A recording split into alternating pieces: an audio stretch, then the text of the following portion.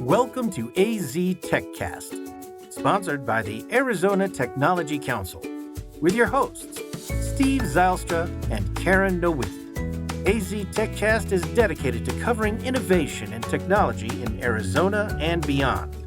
Broadcasted monthly, AZ TechCast invites leading experts to have real conversations about what is happening in the tech sector across the state of Arizona. From regional news to innovative startups, companies, and emerging technologies, AZ TechCast covers the critical issues and economic trends propelling the state's growing tech ecosystem. Over the past year, Arizona has gained global recognition for its thriving technology ecosystem, despite being on the tail end of a pandemic and facing supply chain challenges. Arizona has rapidly become an epicenter for electrical vehicles, semiconductor manufacturing, and many other rising industries. In fact, the growing number of technology companies calling Arizona home, as well as an increase of available jobs and competitive wages, are cementing Arizona's role as a vibrant technology hub. Welcome to Phoenix Business RadioX. I'm your host, Karen Nowicki, and I'd like to welcome you to the AZ TechCast, sponsored by Arizona Technology Council. AZ TechCast is dedicated to covering innovation and technology in Arizona and beyond. Broadcasted monthly, AZ TechCast invites tech and business experts to have real conversations about what's happening across the state of Arizona. AZ TechCast discusses the critical issues, topics, and trends propelling the state's growing ecosystem. And with that, let's give a warm welcome to today's featured guests. We have Chris Camacho, President and CEO of the Greater Phoenix Economic Council. Welcome, sir. Thank you. Glad to have you here. And welcome back, Joe Snell, President and CEO of Sun Corridor. It's been a while. Happy to see you again. Nice to see you. Thanks for having me. And Vic, I failed to ask how to pronounce your last name, so if you'll say it for me. Sure, Narusas. Good afternoon, Karen. I would have butchered that, so I'm so glad I asked you to do that. Welcome, sir, Senior VP of Business Development with Arizona Commerce Authority, also one of our sponsors. We're really pleased to have you today. Thank you. Excellent. And without further ado, let me also introduce to you Steve Zylstra, my partner here once a month on Arizona TechCast. How you doing, Steve? Great. Always good to see you, Karen. Thrilled to have you. So we're going to reflect on the obstacles and the victories of Arizona's economic development and growth in 2021, and we're going to predict what's to come in 2022. We have a lot of interesting content to cover, so let's just dive in. And to start, let's make sure that our audience and our listeners know who each of you are, and we can go in whatever order makes sense. Whoever wants to be brave and jump in. Just briefly introduce yourselves and the role that you and your organization play here for Arizona and our technology ecosystem. Who'd like to start for us? I can start. All right. Go ahead, Joe. Yeah, Joe Snell. I'm President and CEO of Sun Corridor, Inc., regional economic development group serving Southern Arizona. You know, we have a pretty straightforward mission, and that is to create wealth through the attraction and expansion of primary industries. A third element of our organization, though, is making sure we're in a position to win by planning and really promoting the startup of new entrepreneurial ventures. So governed by a 72-member board and work very closely with the other gentlemen on the panel. Thanks for kicking it off. Well, gentleman's a very liberal introduction there, Joe. But thanks for having us, Karen and Steve. And Chris Camacho, I'm the President and CEO of Greater Phoenix Economic Council. Our mission, similar to Joe's, is to recruit top-level enterprises from around the globe to Greater Phoenix, and we drive the brand strategy for the market. So the brand strategy is inclusive of ensuring earned media as well as positive, influential messaging put out about the market. And a third layer of what we do is also focused on championing the region's competitive position. And as Joe described, also a lot goes into that, from everything from state economic policy to ensuring modern infrastructure and the requisite workforce and some of the attributes that are required for companies to want to not only move here, but also grow here are what we all work on together. So again, thanks for having us, and I'll kick it over to you, Vic. Thanks, Chris. Vic Narusa, Senior Vice President of the Arizona Commerce Authority. The Arizona Commerce Authority is a statewide economic development agency. We work very closely every day with Chris and Joe and other regional economic development agencies throughout the state, as well as as the communities themselves, our educational partners, whether they be at the high school, community college, or four-year level. We work closely with utilities as well. We really work to identify and help ensure that our existing businesses have all they need to be successful. And then for those businesses that are looking to come here to Arizona, and it seems to be a path that is beating the door down right now, we work with them closely to really understand what their business needs are and really provide that business solution in the long term. I'm responsible for the team that works with those businesses every day. I also have managerial responsibilities for our foreign offices in Mexico, Israel, and now in Germany. And kind of the fun part is I also have oversight responsibilities for our film office. So look forward to sharing more with you as we talk through the hour here. Thank you, Karen and Steve. Absolutely. Vic, did you say your film office? Yes. Yeah. Can you just speak briefly to that? I know we've talked about it on a couple of other episodes, but I want to make sure our listeners know that that's an aspect of what y'all are focusing on. Yeah. So for you, those of you that might be old like me, you may remember the day when Westerns ruled television and a lot of the movies, and the vast majority of that was filmed here in the Southwest and most of it in Arizona. People's tastes changed, and we saw a lot of that go to what we see today. You know, the New York series, the Chicago series, the LA series. We're working diligently to use the resources we have to try to bring back that media. That media has changed significantly from film to digital. And there's a great deal of technology behind it where there wasn't before. And we're starting to make significant inroads in bringing that technology side of the film business here to Arizona, where they're struggling with costs and staffing in the LA market. So there are some new exciting time emerging here for us in Arizona and a rebirth of that film industry. So good. You may have anticipated speaking to that a little bit later, so please, bring it back around. But I didn't want to miss that opportunity to make sure our listeners knew what you were speaking to.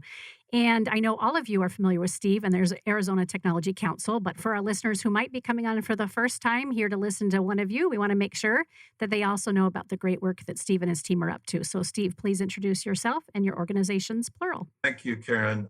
Steve Zylstra, I'm President and CEO of the Arizona Technology Council. We're also a statewide organization. We have offices in both Tucson and Phoenix. We have about 750 member companies distributed across the state. We do public policy advocacy on behalf of the tech industry with the state legislature, with the Arizona Corporation Commission, and with the congressional delegation. We do over 150 events a year. This week, we just finished 2 events yesterday, so sort of wrapping it up for the year. We have a number of publications, including something valuable to the economic developers, the Arizona Technology Industry Impact Report, which measures everything you could measure about the growing tech ecosystem. I have a magazine called Tech Connect, a newsletter called Tech Talk, a couple of podcasts. In addition to this one, we have a Tech Focus, which focuses on tech leaders. And then we negotiate lower cost products and services on behalf of our members. We have for instance, 401k program. Even if you had 3 or 5 employees, you could offer them a 401k through our multiple employer plan. And we run an association health plan with Blue Cross Blue Shield of Arizona, providing medical, dental, vision, life, disability, HSA, FSA, COBRA administration, et cetera. So full service trade association serving technology-based companies in Arizona. Excellent. And I'd like to start with the first question. Please. This last year has been, in some ways, a recovery from the previous year, which was, we were shut down for a while, going through the experience of a pandemic, very difficult times. The tech industry, by the way, based on our data, continued to grow through the pandemic and really took off again in 2021. Can each of you sort of look back and talk about some of the challenges that were faced by industry and by economic development organizations, and some of the really exciting wins that occurred over the course of the last year? Chris, why don't we start with you?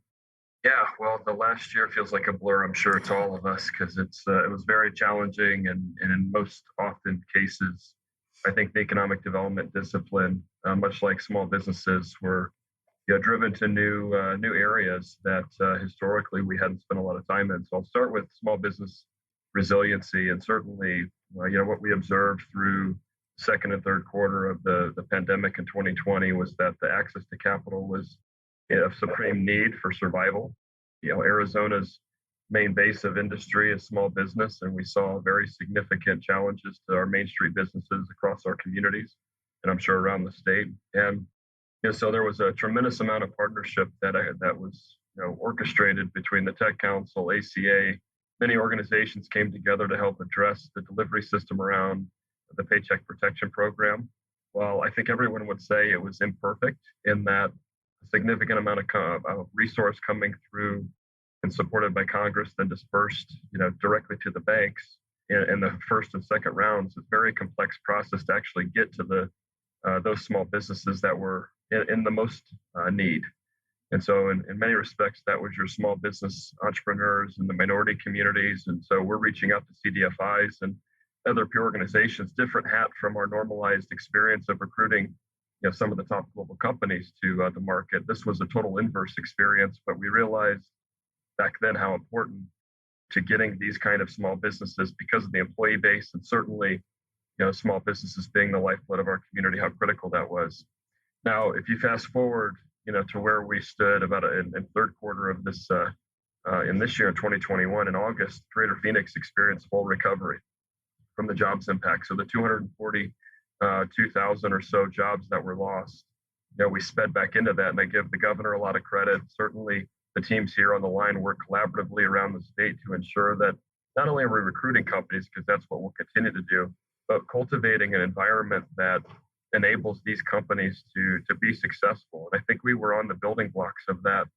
I know we'll also go back, and Joe probably remembers this, but 2008, 9, and 10, and 11 were really hard for our state. We went 17 quarters to recovery in the last Great Recession. And so I think we learned a lot from that and really began to be intentional around base industries and exports and innovation, all the infrastructure, Steve, that your team has built. I believe between the last governor and this governor now, we're in a unique spot. One of the most interesting dynamic markets across the country is now here. If you look at the venture capital placement that's occurred, nearly $1 billion just in the fourth quarter alone. And some of the hottest startups in prop tech, for example, like Mosaic to Lesson to, I can name a dozen of these firms, are not just now being launched, but they're doing A, B, C rounds in our marketplace. And, a lot of us have talked for years about, how we can't rely on recruitment to drive our economic disposition. It has to be built, from our base. And I'm proud to see that that's happened. So, one final thing I'll say, and then I'll give up the mic to the rest of the partners here is, we've been focused on not just this term economic resiliency, but also I believe this next phase is going to be this anti-fragility moment, which is, not just about recovery. It's about how do you smooth out when you have these inorganic or organic shocks to the national economy. How does a region or a state's economy become resilient against those shocks, absorb them, but continue to grow and evolve? And I would tell you, we're shifting to that next plane, while we're building these industry strategies as directly as we are. And hence the Build Back Better grant that, our state, there were 3 organizations that were focused on this work that received these resources from the federal government. We're going to make a major healthcare move here in Metro Phoenix that we're really excited about. So I'll pause there so I don't suck the oxygen out of the room today, but there's a lot to be excited about for all of us.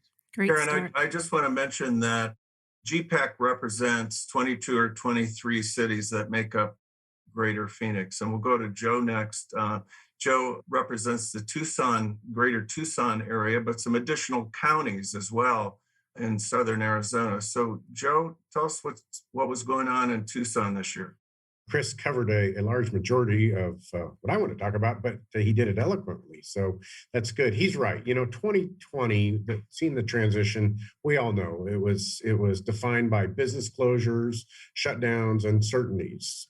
So in this last year, we begun to see the sort of the beginning of the return to normal in Arizona. I have to tell you, and I say that about Arizona. I just got back. I've been traveling a lot lately. Just got back from Washington, D.C. And I really do think that we're in a unique position in Arizona. It feels, you visit these other places and they feel like they were where we were in June of 2020 in some ways, the way their economy is operating. And so maybe in this case, it's good to be in a little bit of a bubble. And I think the West just intuitively is feeling healthier than the East at this point. For us, we saw major changes though in 2021. The worker shortage dilemma really popped out where we had a great year. Actually, we had a lot of companies moving in, but the number one driver was, can we find talent? And we knew those shortages that were playing out nationally were definitely impacting things locally. Really a shift in power to the labor side of things. The other thing that stood out for me during that time was that the remote workers are here to stay. We saw that because of the necessity of the pandemic in 2020 when we were locked down, but they're not going anywhere. And I can tell you at Sun Corridor, we've been doing a little bit of this as a small organization going back 10 years. It's just, I think no one's going back to the old days. And I think for us, it's been pretty productive. We saw in talking to our companies down here, you could see the investment because of the rise of automation, robotics. With these lack of workers, we're seeing major trends starting in 2021. I won't jump into 2022, where these companies are how can we do this without people if we can't find them? So a lot of investment going in. And then as Chris said, we saw down here an explosion of new business startups, record levels for us. I think a lot of people, they've had a dream of being an entrepreneur, and we saw a lot of that in 2021. So for me, the differences were pretty stark between 21 and 20. And I'll leave it at that because I'm sure Vic's got more to add. Yeah, Vic, you have a statewide purview, and that means, most of Arizona is a rural community. You represent all the major cities, but you have a rural perspective as well. So can you tell us how you saw things unfold in 2021? Yeah, both Joe and Chris mentioned some great points, which freed me up to talk about what's been a very hot topic recently, but we saw very obviously almost as soon as the pandemic began, and that's supply chain issues. And Joe's comment about there are other areas of the country so far behind us, it's amazing. I was in San Jose last week in the middle of a business day, and it was a ghost town. The restaurants remained shut down, very few people on the streets, virtually everyone apparently working remotely. And you look at that compared to what we have here, and certainly we still have and will have a robust remote workforce, but our economy has, as Chris mentioned, has completely rebounded when it comes to employment now.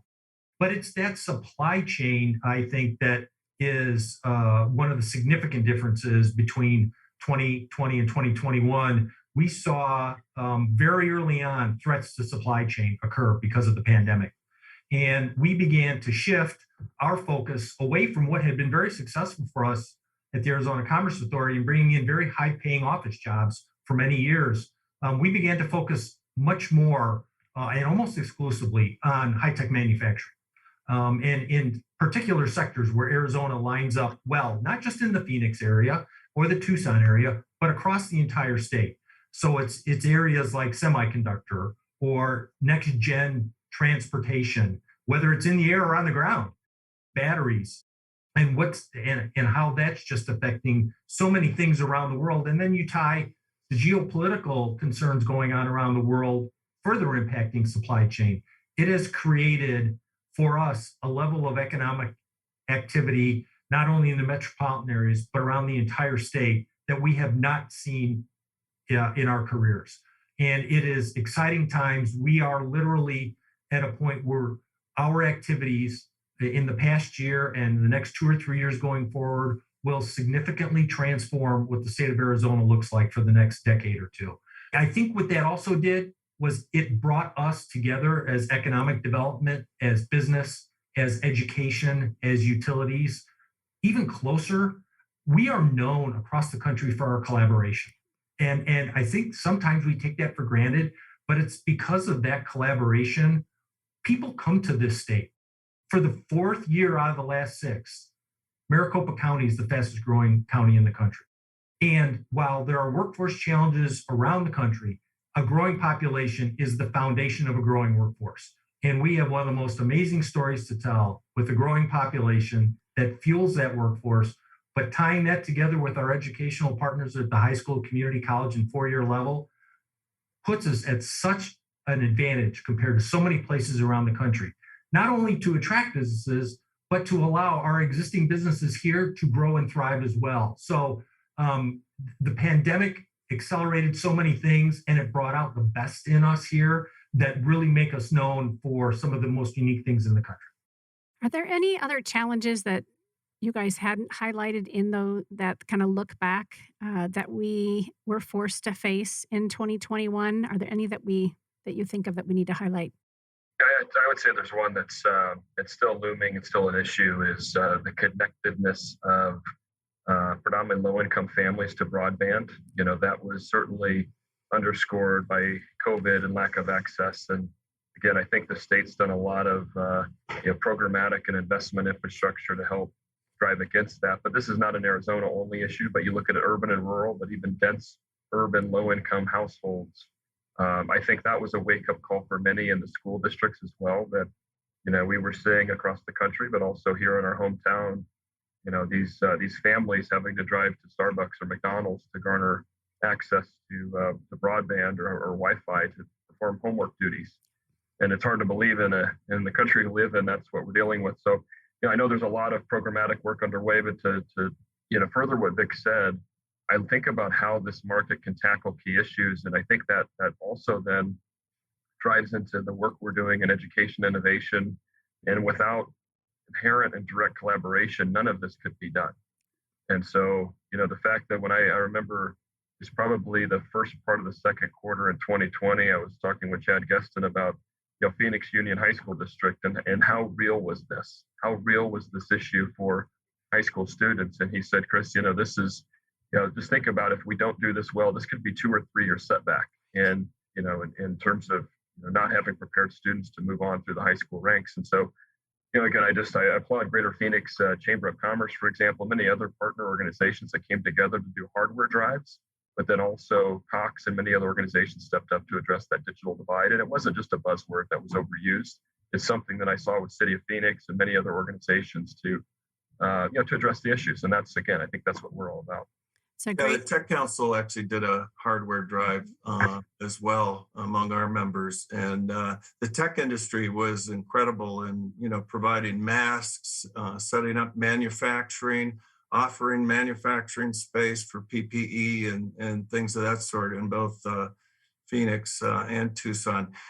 Vic, we work very closely with Jeff Sabaka and talking about collaboration, and we really do have some incredible funding coming our way. Some of it's already been released, I think $100 million, and Jeff's having to hire a deputy, and there's going to be a lot of activity in the broadband space over the next 3 to 5 years. Yeah, that broadband is going to be transformative for the rural areas in particular, not only as it relates to education, but healthcare, employment, right? We've seen how remote employment can work, and it will certainly bring that to remote areas of the state in a way that just isn't practical right now. So the Broadband Initiative, we've had some in the past, but this is a big spend, and it is going to be transformative for our rural areas. We're working on every front to identify all the opportunities and programs possible to lift up all areas of the state, and this broadband is going to be immense for that in the rural areas. Maybe each of you can speak to what were some of the big wins that you had? I've heard over and over that the pipeline has never been fuller with companies looking at Arizona. And I could think of dozens of announcements over the last year. Can each of you sort of speak about what were the big wins in your region? Let's start with Joe. Yeah, okay, Steve, thanks. Yeah, and I think collectively we're tracking the best year, frankly, we've had in 10 years. So, and it's great. It goes back a little bit, from the Raytheon choosing Tucson for its headquarters to Too Simple, the autonomous trucking company, choosing Arizona to expand and do major presence. Gives a positive nod to the innovation that's going on here, the technology landscape, to the policies created by the governor. Just recently, Leonardo, which is an Italian defense firm, and really doubling down, investing a lot of money in Tucson. Two of the projects that we were really thrilled with was BD committing to build a major manufacturing and cleaning syringes as part of the COVID effort here in Tucson. That was a great project. And then the one that was the most unique for us was Sandvik Medical that chose Tucson for their operation. What was so unique about it, it was a virtual site selection. They never put a foot on the ground. Never once. They did the entire site selection through Zoom and remotely. And I've never seen that before. I don't know about Vic or Chris, but I hadn't seen anybody not put boots on the ground. So we think that was pretty unique. So a very good year across the board for us. And, for us, though, the real issue is how do we get ahead of it a little bit? How do we anticipate where things are going? And I think Chris leaned into that for a minute, and hope we get a chance to talk about that a little bit. So one other one I was thinking of is Edmund Optics. Edmund Optics, yes. I didn't. They're a member of the Tech Council, and Leonardo's a member of the Tech Council. So Tom Sovereign. I mean, we had a great year. Yeah. There's been a long list of them. Yeah. Chris? Well, Joe, unfortunately, we did not get any virtual visits. We were on the ground, hand-to-hand combat, in the dead of summer. Nothing like doing a sales mission or a visit in July or August here. But yeah, there was, I think, 50 plus companies that moved into the Metro Phoenix region that generated about $13 billion of investment and just around 10,000 phase one jobs. I mean, it's obviously, I think many of us were shocked. I remember putting together the budget and talking with the board about expectations in the Q2 realm in 2020, and no one would have expected the industrial technology world to blossom like it did. I think we were all predicting some level of office slowdown, even though we did have a handful of office dues still sneak through. But I think the biggest one that Vic and our team and, with ACA, the team worked on was TSMC. And that's just a major juggernaut for our state, for our country. A lot of years of blood, sweat, and tears went into that project. A lot of partners that worked on that deal. So what that's done, though, is crystallize our global reputation. And then certainly is driving about another 24 supply chain companies evaluating the market now. And it's not just Metro Phoenix. I mean, they're dipping into Pinal and other locations around the state with the supply chain interest. And then beyond that, you're also seeing a lot of lateral company interest in the semiconductor vein as well. So, since Intel's $20 billion expansion and then TSMC's investment, market's now on a global stage where companies probably that historically wouldn't have put us on the map are now putting us on the map. And that's why Vic and his team are, probably boiling over, right, Vic, in terms of deal demand and trying to just stay ahead of who's on first, to be quite honest. And so, that's a good challenge to have. But some of these other projects, I mean, e-commerce companies to, other advanced manufacturers, the list, M. Lilly is a manufacturer that put an investment in the West Valley. Company like Brooklyn Bedding continues to expand here. Anunci is a Boston-based firm that expanded here into Scottsdale. So a lot of biomedical, a lot of med device. Joe talked about a few of those. Our markets are one of the hottest young bioscience sector growth markets in the United States, which is pretty exciting. Just the sheer deal flow, I think we're managing right now about 252 projects, not about, it's exact 252 in our pipeline, and about 70% of those are industrial technologies and 30% our office. And so the big crystal ball question is, what happens with office? And I'll give you some thoughts on that as we get to the next section, but that's still a big one for our market. We have very dense CBDs here, and so they're obviously eager to see that office recovery occur. I'm happy to say that TSMC is now a proud member of the Tech Council as well. Vic, what about a statewide perspective on what were the big deals for ACA? I think some of these have been mentioned, but maybe I want to talk about them in a bit of a different way. Intel and TSMC, both some of the most significant players in the semiconductor market in the world. They selected to either come here or expand, creating what is arguably the most dense semiconductor sector in the country. and one of the fastest growing in the world.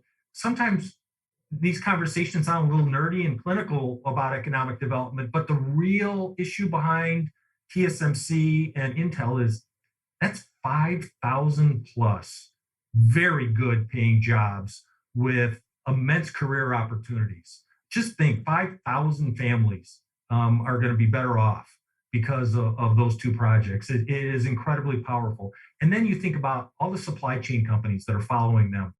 In and of themselves, those are billions of dollars of investment and thousands of employees. So those two are very much setting our future forward. And I know we're going to talk more about the future, but Intel and TSMC, huge wins, right? But in battery, another sector that we are looking to become dominant in here. There really isn't a dominant area in the country. It's really spread. We were fortunate in working with our partners to bring Core Power here, large battery manufacturer, and a firm named Li-Cycle. They recycle batteries. I mean, we think about battery production, but what happens to them after they're used, right? So there's a whole ecosystem that builds in around battery. I wish I could share more details, but we're working on some other very exciting projects in the battery sector that we believe are going to really put us on the map as an important dense sector here in the country. And then some of the wins in the next gen mobility. It includes EV for sure, electric vehicles, Electromechanica up in Flagstaff, or Lucid, down in the Coolidge area. But then we've got zero electric vehicles growing here on the south side of the metropolitan area, and CP Technologies, a firm that is aerospace and defense, but with a great deal of technology embedded in it, a lot of unmanned capabilities, locating up in Flagstaff. So it's not just in the metropolitan areas, as we talked about. It's occurring around the state, and I have to say that we have taken great efforts at the ACA when we get inquiries about projects to really understand what the companies are trying to solve for when they're looking to come here. Everybody knows about Phoenix, but what about all the other areas of the state? We really dive in hard to make sure we understand what their needs are, and then work with our communities around the state where those good matches are that companies don't necessarily think of. So hopefully much more to come in the non-metropolitan areas throughout the state. We've had some great successes, and we look forward to more.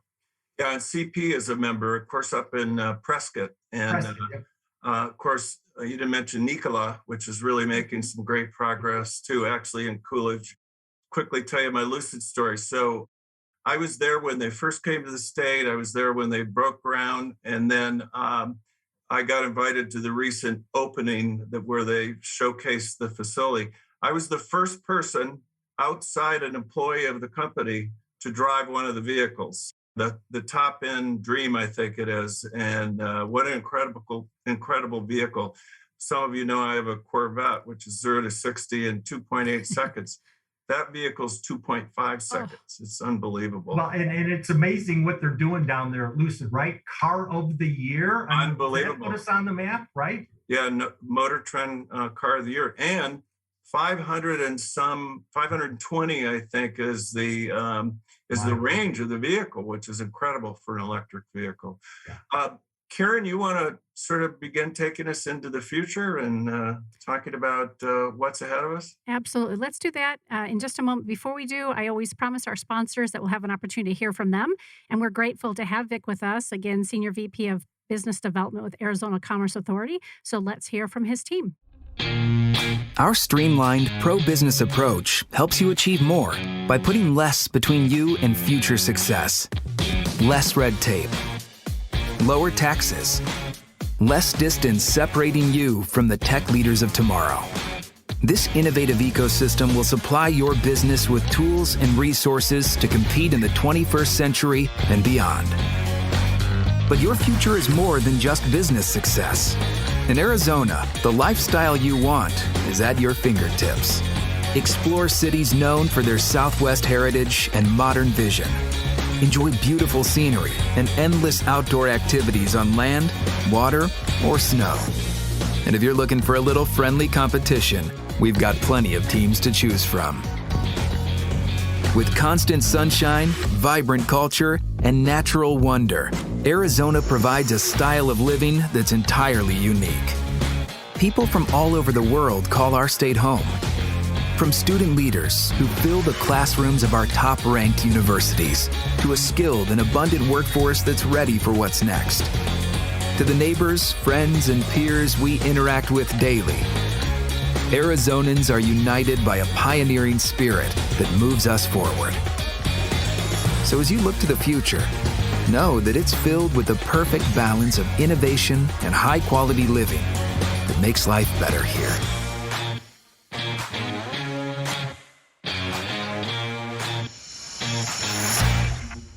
Well, welcome back. All right, let's talk about the future and forecasting. I'm just going to leave it wide open and let each of you share with you your perspective of what we have ahead for us. You've dropped a few little hints here and there, and even mentioned, Vic said, I wish I could tell you more. So I was left leaning in. So let's just go around again. And Steve, I'd love for you to participate as well as you do each time. Where are we headed and what are you excited about? Let's start in Southern Arizona and we'll move up to Phoenix and then statewide. Who knows? The crystal ball on my desk doesn't work. I found that years ago. But what I think we're looking at in 2022 is I think we're going to see another strong year of growth for us. I really do. I think we've got the right assets in place to continue to see those trends occur. We do know, and from my perspective, that remote working is going to continue. And we've got some stuff to figure out around that. Labor shortages, I still think, are going to plague us, at least through the first half of 2022. What I don't know about, and there's smarter guys on the panel than me, is inflation. It really could hamper all of us if it's not short-lived, like some of the leading economists predict. And then the supply chain, I think the bottleneck should ease over some time. From our standpoint, though, when we look at that, who knows, what the future really holds. We put together something called the Pivot Playbook, which we brought together an extremely diverse set of leaders, really statewide, to look about, how can we compete post-COVID world? And the reality is the strategies really run the gamut from tourism to improving our infrastructure, all that. And so I think what we really need to look at going down the road, we need to look at shaping 2022 and beyond a little bit in our control. I just got back from DC, met with the White House Business Council, some of the leaders out there, and to try to get our hands on this. But we have, I think as Vic or Chris said, we have an enormous amount of money coming down the road to all of us. Unprecedented money that can transform our economies. And I tell you, in Southern Arizona, that's one of the things we're looking at is where do we put that money? What's the priority? Beyond Build Back Better, I mean, the latest round of the EDA monies, the future monies, if those come, we have got to look at issues, if it's infrastructure, where's the biggest bang for our buck? Because I can tell you that's something we need is to improve our infrastructure in Southern Arizona, whether that be rail, broadband, highways, all infrastructure defined many ways. So I think it could be a great year for us if we're smart enough, and I think we all are collectively, to not play hockey and skate to where the puck is, but anticipate where it's going to be and skate to that. So I think that's the challenge we're going to face. Joe, I've been thinking about the bipartisan infrastructure package, and one of the things I'm hoping is that some of that funding will go toward fixing the potholes in Tucson. Yeah, me too. me too, Steve. But yeah, there's big implications with that. With the airport, we talk about linking Phoenix and Tucson for years. We're going to need a connector in some ways. And I know I've come up with crazy ideas. Maybe it's time for a super regional airport or something like that. I think the point is that that's probably not a good thought, but we need to sit back and as a state and start thinking about what propels us in the next 50 years going forward. Because Chris in the onslaught talked about, over dependency on too few of industries makes us very vulnerable when these recession periods hit. And I know we got hit hard this last few years because we have a high reliance on tourism. Hasn't come back yet. It's starting to. Things are really improving, but we have got to look at industries that will shape us, that are resilient that can mitigate the down cycles over time. Chris, what about Phoenix? Yeah, there's a lot there that Joe referenced, but I think it starts with, I think the projections are we'll see probably 3.5 to 4% GDP growth here in the region. So it'll feel really, really strong for the next, at least I think 4 quarters, maybe 6. I think some of that hinges on how active the Fed is and the pullback and tapering.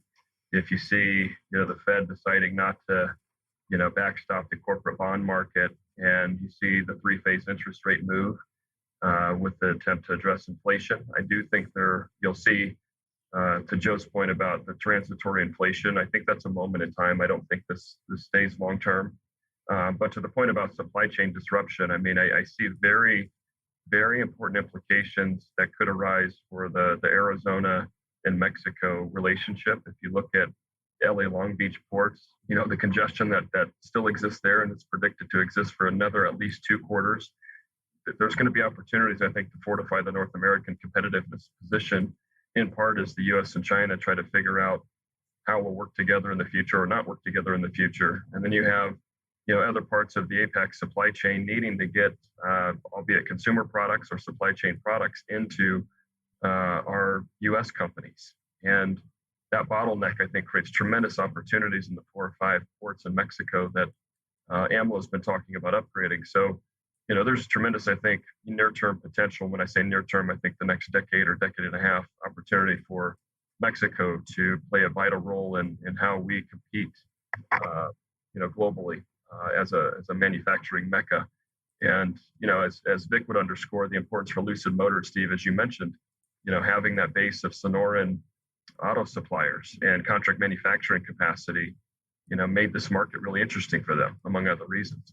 So, I think that's ahead. I guess what concerns me, or what still concerns me, if you're not a homeowner already, is the Case-Shiller projections, another 20 to 30% above and beyond the 30% we had growth over this last year in appreciation. So that's going to get harder and harder for our community in terms of livable wages along with attainable housing. So I think that nexus will create something we really haven't seen at scale before.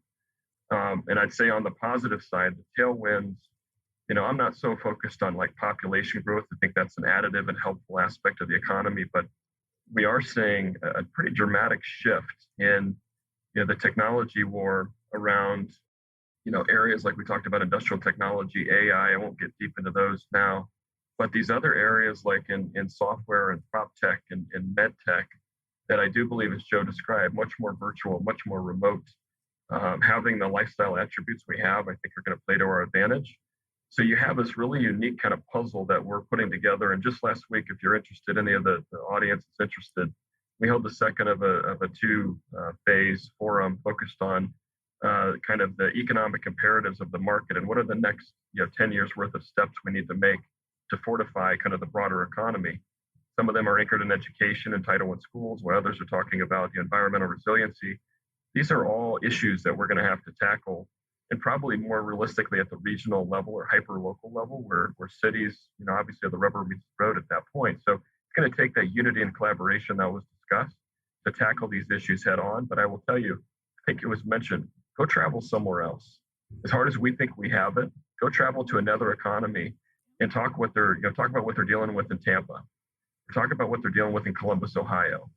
Some of these places we kind of take for granted the tailwinds that we have. So I keep thinking about, I got to remain positive while trying to be constructive and working with our partners here. We want to build a world-class economy that's inclusive enough so everyone can access prosperity opportunities. So that's what I think is the most exciting part of our job, is we get to participate in that. One of the things you mentioned is the ports. I serve on the Arizona District Export Council. Worked very hard on the last couple of years on trying to get the ports open, but I can tell you there are several ports where all the planning, all the design, everything's been completed. And as soon as that funding starts to flow, work will begin because all the pre-planning's been done. And we're going to have some world-class ports on Arizona's border as a consequence of that. Of course, we have to get our partners in Mexico to support that as well, which can sometimes be difficult, but I'm excited about that opportunity. Vic, big projects in 2021. I'm sorry, we're focused on 2022 now. What are your predictions? Yeah, I think 2022 is going to look a lot like 2021 did. I think, though, we learned a lot of important lessons in 2021. I think a lot of us were flying the plane as we were building it. And it was all very challenging for many of us to find the ways to move forward in a highly productive manner in being efficient. I know the businesses that we've spoken with were in the same boat. I think 2022 will be at least as strong as 2021. I know from our pipeline, we've got over 250 projects that we're working on as well. And our pipeline has never been as strong. The number of large projects is multitudes of what we've ever seen in any single previous year before. And the economy doesn't revolve around large projects by any stretch of the imagination, but it's those select large projects that do bring in supply chain and bring in opportunities for us to bring businesses to Arizona in the supply chain that otherwise just wouldn't come because there isn't a supplier here, right? And when we're really focused our activities in trying to locate those supply chain companies in our rural areas, so that it's not just metropolitan Phoenix or metropolitan Tucson that turn out to be the big winners, but it's the state overall. So I think we're going to see a lot more of the same. I think it'll be even busier. Last year we were involved in the creation of more than 25,000 jobs. We will, I know, exceed that this year. We're already ahead of our pace from last year. It will be another strong year. There will be challenges. I think it have been identified.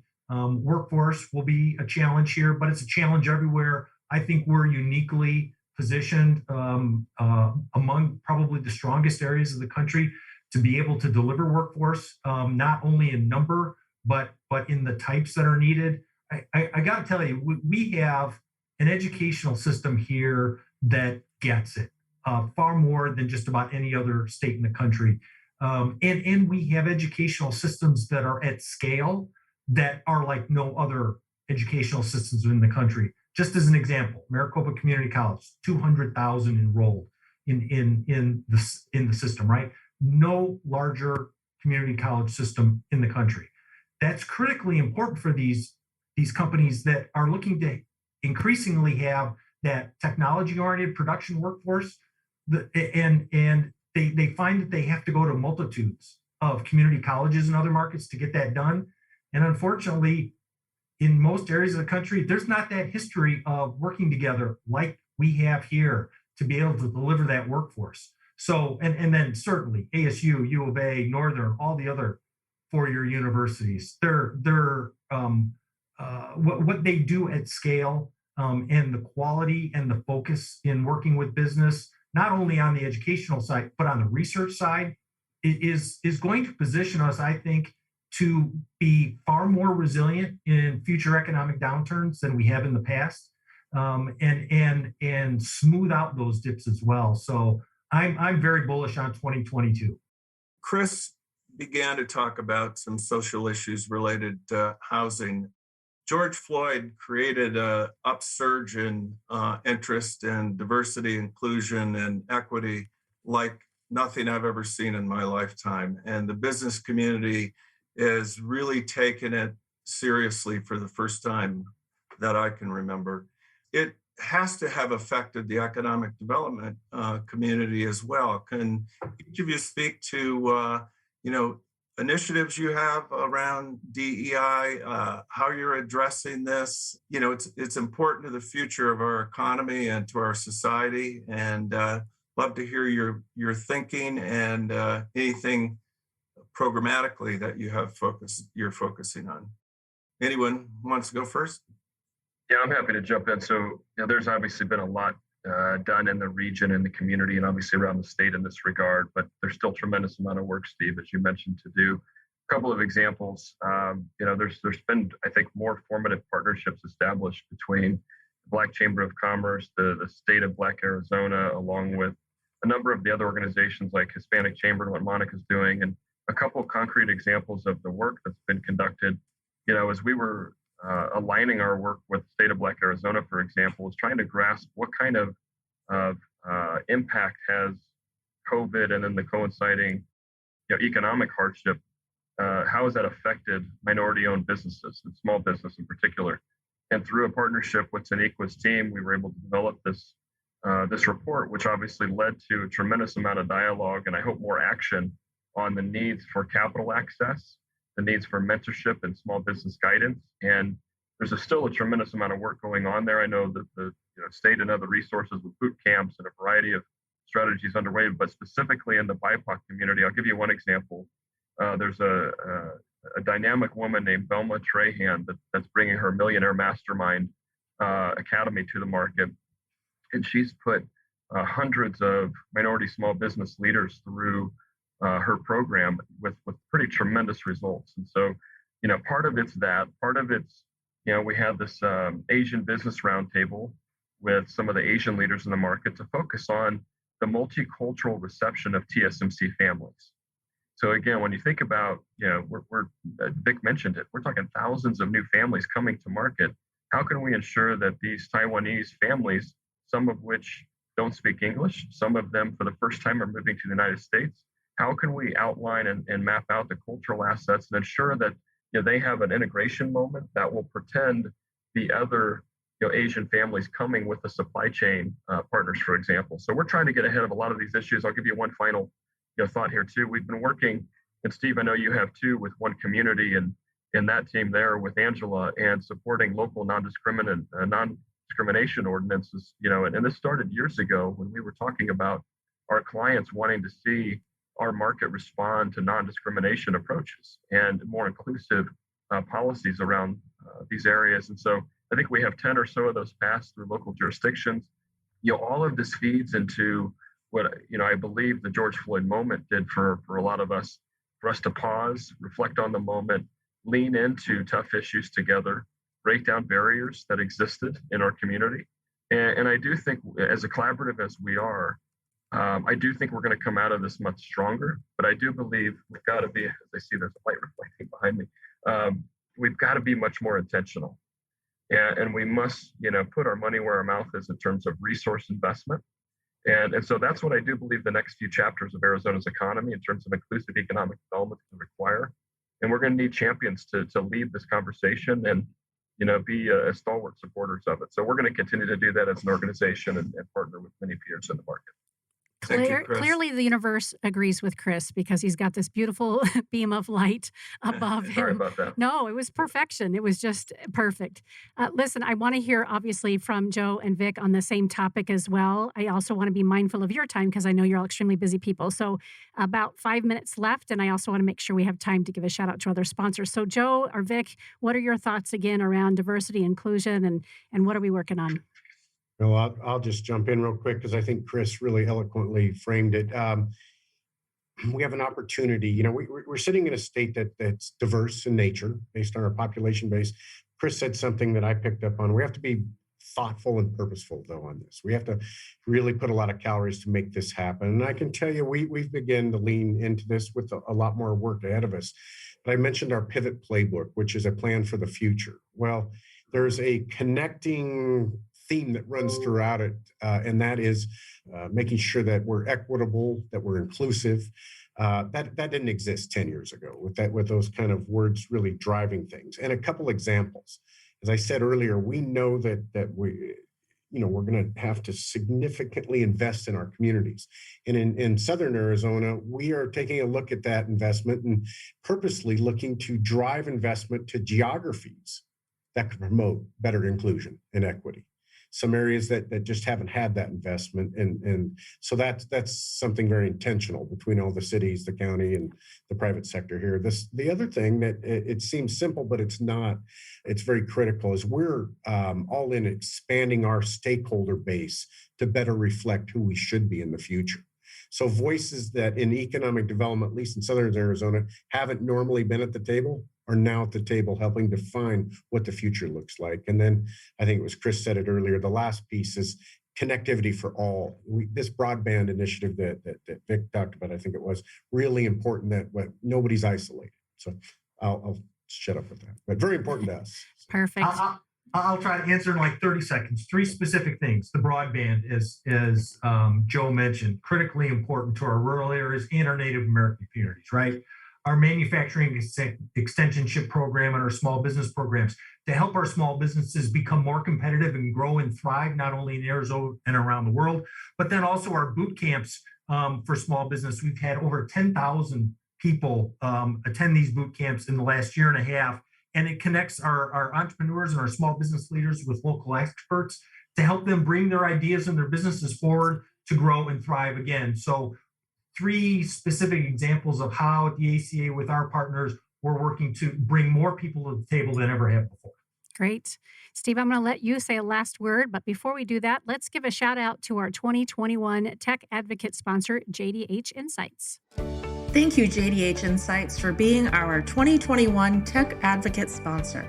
A leader in coaching and executive development, JDH Insights is committed to helping organizations cultivate and leverage their most important and complex asset, their humans. Visit jdhinsights.com to enhance leadership and improve team dynamics to take your business to the next level. Well, thank you, Karen. I just want to say a few words about DEI.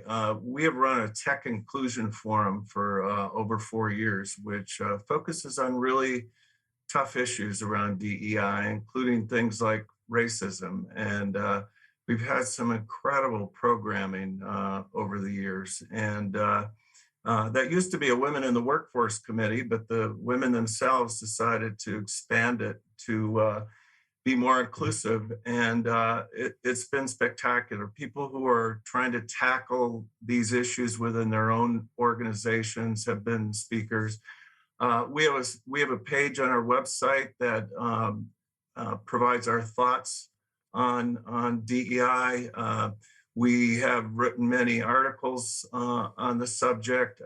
Just like Joe, our 2022 public policy guide, you'll find equity and inclusion through every aspect of our policy positions. So it's really an important issue to us. It's something that we're really leaning into.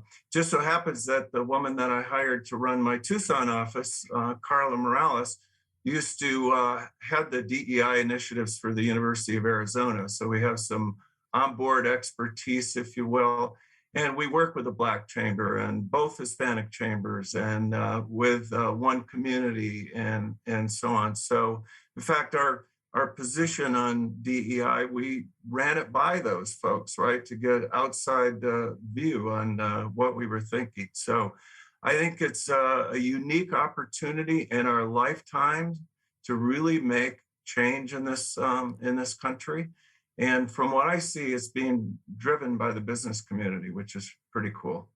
Well said. This hour has gone by so quick, and I feel like we could have had Steve and I just an hour with each one of you and still not have covered everything. But we appreciate your time and, of course, your generous spirit on behalf of Arizona community, families, and businesses, and all the great direction that we're leading into right now. You've been listening to Arizona TechCast, brought to you by Phoenix Business Radio with Business RadioX.